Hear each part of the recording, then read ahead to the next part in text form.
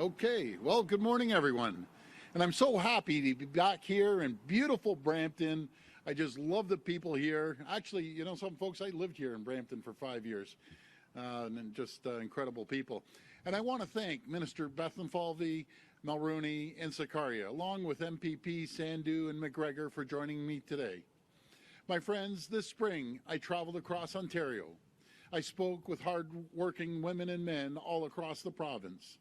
I met with small business owners, truck drivers, construction workers, young people who commute every day to their jobs. And every one of them said the same thing. Life is becoming more expensive. Inflation is having an impact across the board. Affordability is the #1 concern right now, right across the province. And the biggest part of that, where folks are feeling the most pain, is the skyrocketing cost of gas. You see it on every street corner as gas prices rise to levels we have never seen before. It doesn't matter if your vehicle gets you to your place of work or if your vehicle is your place of work. The reality is that people simply can't afford the price of gas right now. It's a real problem, and our government is doing something about it. And so, as promised, we're cutting the provincial gas tax, effective July the 1st. For the rest of the year, Ontario's gas tax will be cut by nearly 40%. I'll repeat that, 40%, saving customers 5.7 cents per litre. The fuel tax rate, which applies to diesel, will be reduced from 14.3 cents per litre down to 9 cents per litre, representing a savings of 5.3 cents per litre. This is in addition to the 4.3 cents per litre we removed when the cap-and-trade system was eliminated, bringing the total savings 10 cents per litre. We're doing our part to help. We're taking decisive action to help Ontarians where they need it most. Whether you are planning a summer getaway or have a business transporting goods across the province, or just need a little help with your day-to-day expenses, this will put more money back in your pocket where it belongs. In addition to our elimination of license plate renewal fees, this new gas tax cut will mean an average combined savings of around $465 this year per household that owns a vehicle. These are real savings that will mean something to Ontario families. Of course, the cost of fuel has impacts well beyond just what it costs to fill up a tank. It impacts everything in our day-to-day lives. So when the cost of gas goes up, so does the cost of groceries, the cost of clothes and school supplies, the cost to take your family out to dinner at a local restaurant. It all adds up little by little. And so while this gas tax cut will provide families with immediate relief, it will also help with the cost of everyday essentials. But we need to do more. And this is a time for all governments to come together to take pressure off Canadians when they need it most. That's why I continue to call on the federal government and partners to match our government's cut to the gas tax. This is a real, tangible solution that we can deliver for Canadians at a time when costs are higher than they've ever been. And supply chain issues and global conflict are only making things worse. Friends, our government is on a mission to do everything possible to keep costs down for you. We're going to continue putting money back into your pockets of hard-working people. It's your money, and you should have more of it to spend the way you want to. Ontarians sent us here to get it done for them, to listen to what they need and to deliver. We will not let them down. Thank you, and God bless the people of Ontario.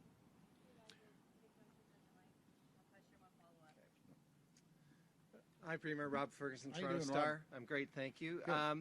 I have a gas tax question in a moment, but the first one I just wanted to ask about the House returning. Apparently it's August 8th. Will that be for election of a speaker, throne speech, and then budget?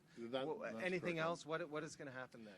Well, that's correct, Rob, and we're going to come back August 8th. I think we'll be sitting approximately for 5 weeks, and we're going to get things moving forward. We will pass the budget, the great budget that Minister Bethlenfalvy here put together, and we're going to move things forward as quickly as possible. All right, on the gas tax, I just wanted to take it a little bit further because sales of electric vehicles are picking up, and at some point you're not going to be making as much money from the gas tax to take care of roads and infrastructure. So have you been thinking yet of how this tax will transition, and at some point might you put some kind of a road user fee on electric vehicles a few years down the road to make up for what you're not getting in the gas tax? Yeah, thanks for that, Rob. That's an excellent question. We have thought of it, and I've always said we don't need more taxes. We need more taxpayers paying the taxes, and we're short 340,000 people, and we just need to, and that's going to be one of the number one issues I'm going to be speaking at the Confederation meeting out in BC with the other premiers about bringing more immigrants into our country and to fulfill the jobs that that we require right now, and that will create more revenues. But excellent question. Not to mention, the tens of thousands of jobs that the auto sector is going to be hiring, no matter if it's manufacturing batteries in Windsor or manufacturing electric vehicles right across the province and the different manufacturing sites, be it up in Alliston or in Oakville and Windsor and Ingersoll and Woodstock and Oshawa and Brampton. So they've created a tremendous amount of jobs, which will create more revenue up to the provincial coffers. Sorry I'm squinting, guys. This sun's super bright today. Premier, it's Jamie with City TV. Hi, Jamie. These questions are shipped in by Cynthia. Yep. Cynthia would like to ask, given there's a time allocation on this tax break, would you consider, if inflation is still high at the end of the year, would consider making it permanent? Well, we'll look at it, but I really want to ask the federal government, I implore them to do the same thing. There's 11 cents of the carbon tax they can get rid of. Just imagine if we could knock down the prices by 20 some odd cents. We've done 10 cents so far. If the feds do another 11 cents, that's 21 cents. That'd be huge savings, and they can do it temporarily. I get it. If they want to just do it through the peak areas of the summer or up to the end of the year, that's how you put real money into people's pockets. That's how you keep the cost of groceries down and inflation down. That's what we need to do. And thank you very much. And the second question is for Highway 413. Yes. When did you know that about the endangered species? Are you concerned about, will it slow the building of it down? Is there movement on the 413? Yeah, so we're doing the environmental assessment. I'm going to pass it over to Caroline in a second here. But we're following all the guidelines. We're being super careful. We're being very conscious about the environment. But we were democratically elected in that whole region. I don't know if folks have ever driven. I know the people of Brampton know how busy it is. Try to get through Brampton and to Brampton in rush hour in the morning and at night. It's an absolute nightmare. We have to continue focusing on building 413 and the Bradford bypass and the other highways right across the province. But you know, the architect of this plan has done an incredible job, is Minister Mulroney, and I'll pass it over to the minister. Thank you, Premier. Well, the study that you're referencing is part of the work that we're doing as part of the environmental assessment process on the Highway 413. We have a very rigorous environmental assessment process in place in Ontario, and so we're taking all the steps that are necessary, and so we're going to continue with that, but we are moving forward with building the highway. Thank you. Good morning, Premier. Good morning.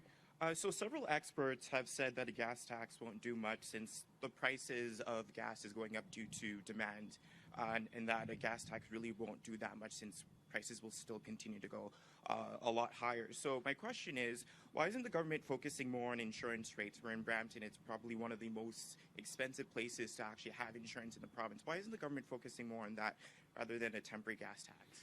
Well, I'm going to respectfully disagree with whoever says cutting the gas tax by 10 cents overall doesn't affect and help, the people of Ontario. It helps them in a massive way. And I know we're working on a plan for insurance companies.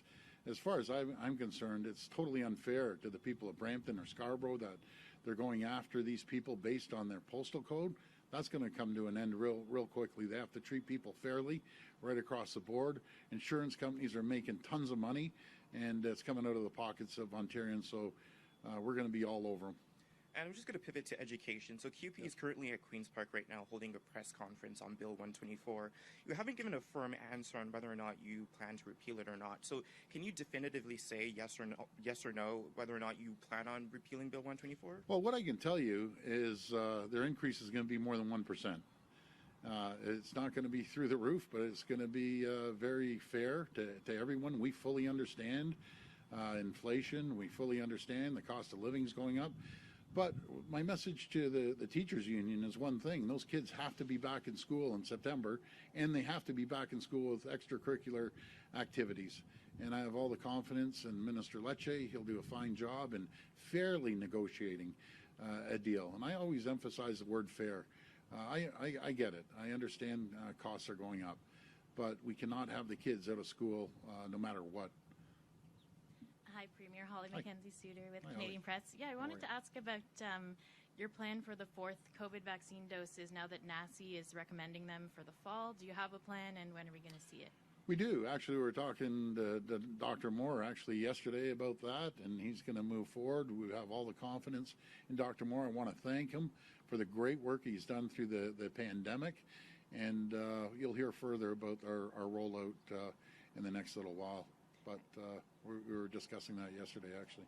And do you have a plan for when you might, or if you would ever bring back masks in high-risk settings like the healthcare or transit, just because we know the new variant is a lot more contagious? Like, have you talked about that as well? Yeah, we have, but I'm going to follow the guidelines of Dr. Moore and public health and the recommendations, as I have right from the beginning of this pandemic. He's been a phenomenal partner, and all the advice that we've been getting from the doctors and everyone involved. I always believe in following health. And I have one more question, Sure. unrelated, about the big city mayors in the province have asked twice in the past 2 weeks for an emergency meeting to address the homelessness crisis. What are you going to do to help the cities and people living on the streets? Well, we're going to help them any way we can. We're putting hundreds and hundreds of millions of dollars in helping the homeless, not just in Toronto, but all regions. And we need to get more residents built. We need to cut the red tape. We need to work hand in hand with the municipalities. But we've stepped up huge in supporting communities, and we're going to continue supporting them. We want everyone to have shelter. We want everyone to have a meal in front of them. We're going to take care of them. Good morning, Mr. Premier. Andrew Brandon, CTV.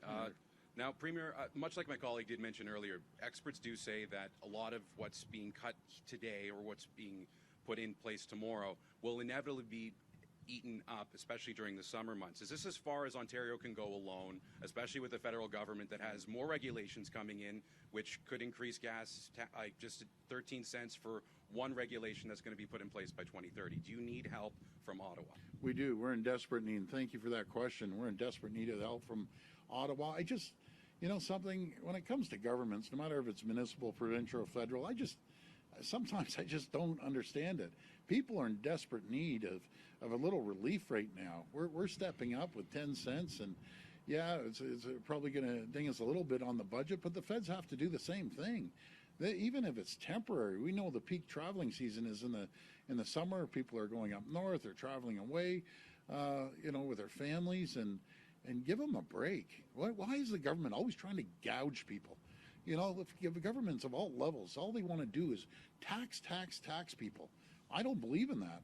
I believe in giving temporary relief, putting money back into people's pockets. They'll go out and spend that money in areas that they might otherwise not have. And I'm a strong believer in reducing the gas tax. So we're going to reduce it as a total of 10 cents per liter, and it's going to go till December. And then, see, what people don't realize, gas companies switch over their type of gas in the winter. So the gas in the winter is different than the summer, and in the winter, it usually drops the gas. So let's hope they continue on that road. But, if you look at it, I don't control the gas prices worldwide. I wish I did. We see challenges around the world. We saw what happened with President Biden in the U.S. He cut off the pipeline, which was the craziest thing I've ever heard, and then he's over begging to Saudi Arabia and the rest of these countries, Venezuela, to give us gas. You got to be kidding. When we have plenty of gas, we could probably pump out another 800,000 barrels a day if we had the pipeline. I don't understand it. Yeah, the Keystone. So I don't understand. It's a no-brainer to me, but I don't control the gas prices. We're maxing out what we can do for the taxpayers of Ontario. Thank you for that. And on a follow-up on inflation and unions, and maybe Minister Bethlenfalvy can potentially answer on this one well. Now, CUPE is using your own words essentially against you on negotiating fairly, and they're looking to repeal Bill 124. Looking at some of the federal unions, they're looking at an increase for their next contract of 13.5%. Inflation's at 7.7. What do you think about those demands? And again, on Bill 124, well, I can't comment on the feds. But we're going to be fair. We're going to be fair and respectful to the taxpayers. We're going to be fair to the men and women that are out there working day in and day out, no matter if they work for the government or they don't work for the government. But good point. I'll pass it over to the Minister of Finance and answer that. I told him he's looking pretty sharp today, kind of like Don Johnson. Nah, yeah, for younger people, who's Don Johnson? Miami Vice, right? Yeah, well, you just aged both of us, Premier. No, thank you for that question. We're very aware of the current environment that we're in, and I think the Premier said it best. We want to be fair. We want to respect the taxpayers. We want to recognize the environment that we're in. And I would just add that through the Premier's leadership and through the campaign, we're taking action to help people with the environment that we're in. So it's not just the gas tax, taking off the tolls of 412, 418 that the Premier's mentioned, the license plate stickers, and also for those traveling starting tomorrow, the staycation tax credit is in place for the full year, up to $400 back for families in their pockets if they stay at an Ontario campground or bed and breakfast or hotel accommodation. So there's lots of things that go into helping keep costs down, and we'll work hard with the various negotiating partners to come up with what we think is fair for everyone. So thank you. Good morning, Premier. Prabjot Soha from Red FM. Hi. My question is regarding the child care fee reduction program. While municipalities and regions are now accepting applications, what we are hearing here from many operators in Peel is that they're reluctant to sign up. They say the details being given to them are a little vague and they're not sure if they will meet their expenses. So what is the province doing to address these concerns of childcare operators and help municipalities speed up the process? Well, and thank you for that question. You're right. It falls on the municipalities. They have to move forward. We're getting more and more people signing up. But if they have any questions, by all means, reach out to our ministry, and they'd be more than happy to help them through. And the savings is going to be retroactive. I just want to mention that to the parents. It's going to be retroactive back to April the 1st, I believe, and you'll get reimbursed. But we need to get this moving as quickly as possible. If they need support, reach out to the ministry. We'll help you any way we can. But we got to get moving on this. There's going to be a 25% reduction immediately, another 25% reduction at the end of December, and the balance the following year. So that, again, gives a lot of relief. And our goal is to get to the $10 a day daycare program that we put forward. And, we had a great partnership with the federal government. So I want to thank them for doing that. I think we had an incredible deal for the people of Ontario. The goal to give back checks of 25% rebate was May. So are you looking to probably give 50% by the end of the year, change your goals? Yeah, so we're going to do 25% immediately, another 25% at the end of the year.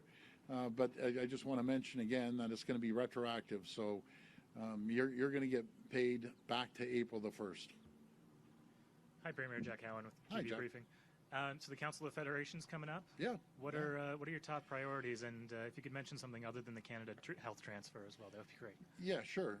Well, number one is immigration. We're in desperate need of people. More people come here to fill the jobs. It'll be positive for our GDP. It'll be positive for the revenues coming up to the Queen's Park coffers. But it also helps the supply chain. the supply chain's still broken right across the world, actually, not just here in Ontario, but across the world and North America. So we're in desperate need of people. Right now, they gave us allocations of 9,000 people. It just doesn't cut it when we have 340,000 jobs available. So we just want a fair deal. We want the same as what Quebec has, you know, and I've talked to Francois Legault about it, and he agrees. You know, as the federal government, and it's not, by the way, it's not just this federal government. It was the prior federal government as well. They get backlogged in the ministry over the immigration, and we need to move things forward a lot quicker than what's happening right now. And on a different topic, why isn't Ontario participating in the Emergencies Act inquiry? And are you leaving the door open to participating down the line? Well, if they call me, I'll participate, but OPP will be acting there. And I just want to thank the OPP for the great job they did in Ottawa, the great job they're going to do in Canada Day. And I want to thank all the police agencies right across Ontario and the federal government, the RCMP, for the incredible job they did. Do you know what we can't ever have again? Is when they cut off the border and we were losing $700 million of trade. We could never have that, and I tell you, that will never happen again. We've given the police the tools to make sure we keep our borders open. And folks, you know, like, be considerate this weekend. You're going to Ottawa, be considerate. It's Canada Day. We're Canadians. You know, like, just everyone have a good time, a safe time. Stay healthy and safe, and spend time with your families. You know, and look at these police officers that typically may have vacation days to spend with their families, and this is a sacrifice our police officers do every single day, day in and day out. Now they're canceling all their vacation and they're going to Ottawa. You know, it's just not fair. I'm all for peaceful protest, and you can demonstrate, but you know, no shenanigans this weekend. Just be peaceful and let people of Ottawa enjoy their weekend. We honestly, we shouldn't even be going through this. It's disappointing, but it is what it is. Thank you. Thank you. Okay, thanks everyone. I want to wish everyone a very happy Canada Day. We live in the greatest province, any jurisdiction in the world. We live in the greatest country. And folks, if you have friends, you have relatives, and they want to come here and start a career and work hard and give back to the community, please invite them to Canada, invite them to Ontario. Our arms are wide open. And I'm just so grateful for everything everyone does. We're Team Ontario. We're the best in the world. Thank you so much, and God bless everyone. Have a great Canada Day. Thank you.